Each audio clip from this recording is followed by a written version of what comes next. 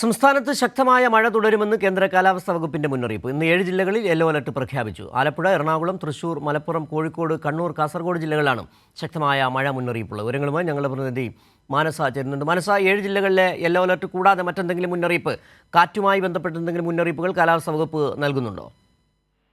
തീർച്ചയായും സിജു, കഴിഞ്ഞ മണിക്കൂറിൽ ഏറ്റവും പുതിയ മുന്നറിയിപ്പ് വന്നതായിരുന്നു. ഇന്ന് 7 ജില്ലകളിൽ യെല്ലോ അലർട്ട് പ്രഖ്യാപിക്കപ്പെട്ടത്. നേരത്തെ 2 ജില്ലകളിൽ മാത്രമായിരുന്നു ഇന്ന് യെല്ലോ അലർട്ട് ഉണ്ടായിരുന്നത്. ശക്തമായ മഴ തുടരുന്ന സാഹചര്യത്തിൽ കാലാവസ്ഥാ കേന്ദ്രം 7 ജില്ലകളിൽ കൂടി അലർട്ട് പ്രഖ്യാപിക്കുകയായിരുന്നു. അതോടൊപ്പം തന്നെ ഇടിമിന്നലോട് കൂടിയ ശക്തമായ മഴയ്ക്ക് സാധ്യതയുണ്ട്.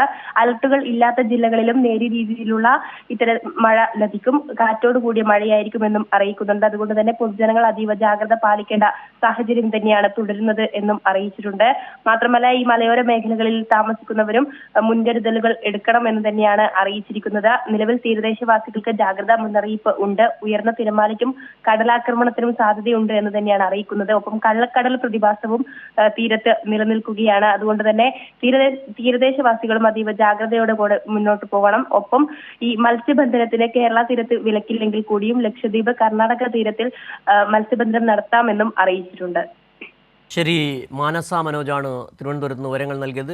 7 ജില്ലകളിൽ അതിശക്ത മഴയായ യെല്ലോ അലർട്ട് മുന്നറിയിപ്പ് കാലാവസ്ഥാ വകുപ്പ് പ്രഖ്യാപിച്ചിരിക്കുകയാണ്.